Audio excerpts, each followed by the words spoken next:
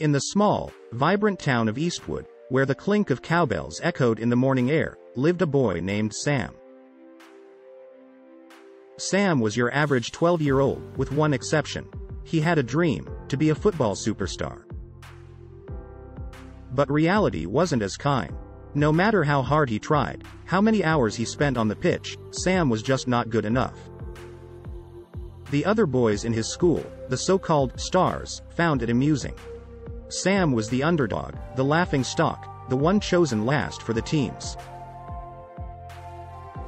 One fateful afternoon, on his way back from another disastrous football practice, Sam decided to take a different route home.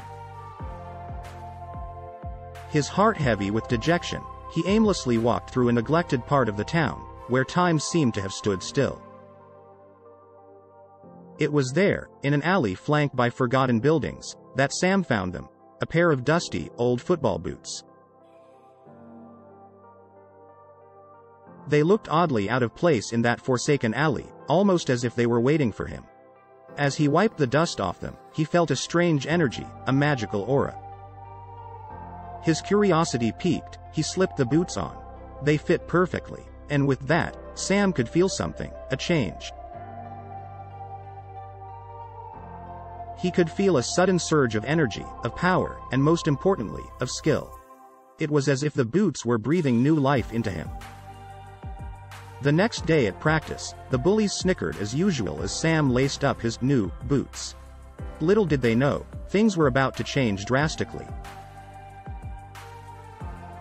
As the game started, Sam felt an unexplainable surge of confidence. His legs moved with a newfound agility, his senses heightened. The moment Sam touched the ball, it was like magic. His passes were accurate, his shots at the goal were powerful, and his defense was impenetrable. Sam was playing like a pro.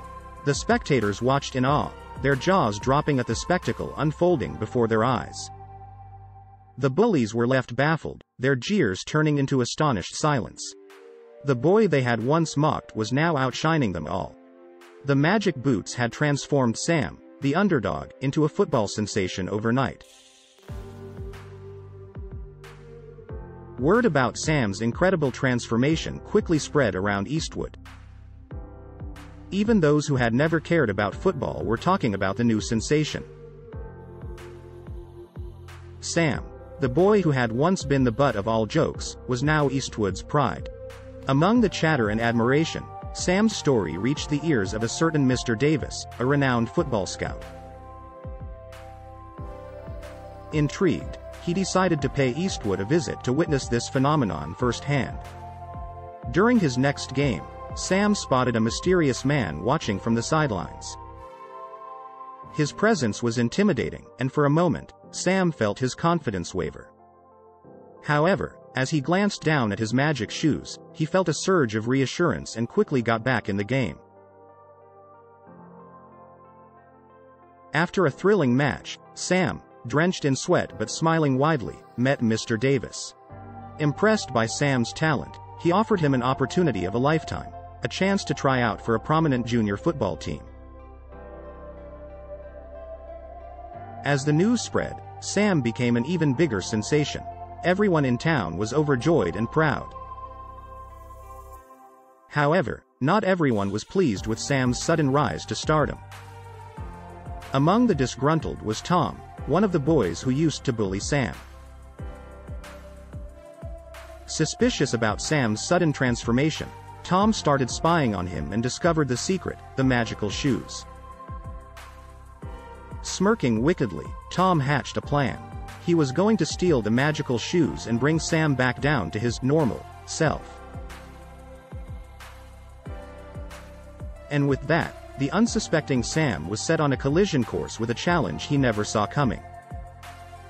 While Sam was busy preparing for his big trial with the prominent junior football team, Tom saw his chance.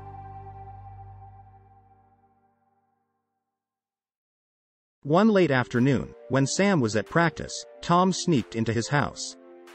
Tom found the shoes right where he had seen Sam keep them, under his bed.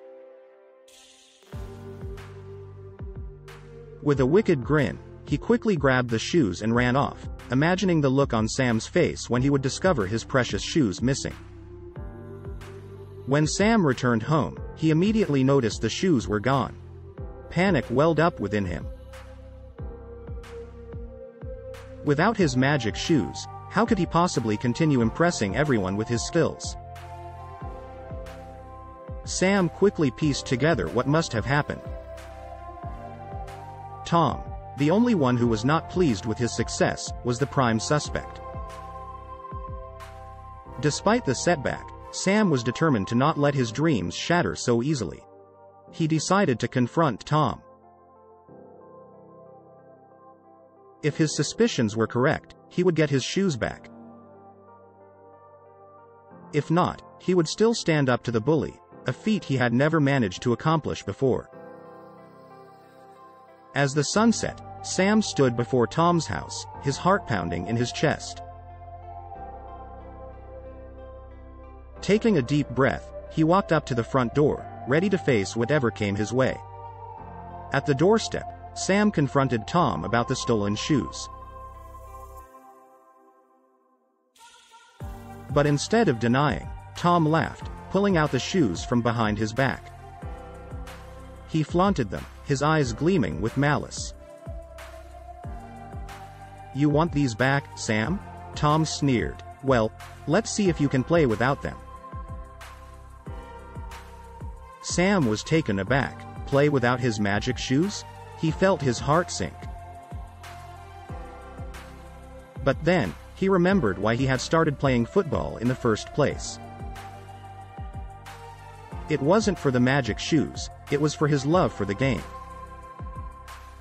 A spark of determination lit up within him. He would show Tom, and everyone else, that he was more than just a pair of magical shoes. Over the next days, Sam trained like never before. He trained in the morning sun, in the pouring rain, even under the starlit sky. He practiced his passes, his shots, his defense. The day of his trial finally arrived. The grand stadium was filled with spectators, among them, the skeptical Mr. Davis and the smirking Tom. Sam walked onto the field, without his magical shoes, his heart pounding in his chest. But as he looked around at the cheering crowd, he felt a sense of calmness. He was ready. Countless hours he had spent practicing, the sweat, the exhaustion, and the pure joy of playing football. With each pass he made, with each shot at the goal, Sam was surprising himself. He was playing well, better than he ever had before, all without his magical shoes. The spectators, who had come expecting to see the boy with magic shoes, were astounded by Sam's performance. The kid was a natural. Tom, watching from the stands, was left in utter disbelief. The boy he'd bullied, the boy who he thought had only been good because of the magical shoes, was outperforming everyone. As the final whistle blew, the crowd roared. Sam had not just played an impressive game, he had owned the field. He had proven to everyone, and to himself, that the real magic wasn't in the shoes, but within him. Mr. Davis, the football scout, couldn't help but applaud. He was thoroughly impressed. After the game, he walked up to Sam and extended his hand. "Welcome to the team, son." The boy who had once been the laughingstock of the town was now their star. But for Sam, the victory was not just about making the team or proving his worth to the town. It was about proving to himself that he could do it. The next day, after all the celebrations had died down, Sam took the magical shoes and returned to the forgotten alley where he had first found them. He looked at the shoes one last time, a soft smile on his face. "Thank you," he said, placing them gently back where he found them. He didn't need them anymore, but maybe someone else would. From then on, Sam became a beacon of hope and inspiration in Eastwood. He shared his story with other kids, telling them about the magic shoes, about his incredible transformation, but most importantly, about his realization that the real magic was within him. The tale of the bullied football boy who found magical shoes and then discovered his own inner magic became a beloved story in Eastwood.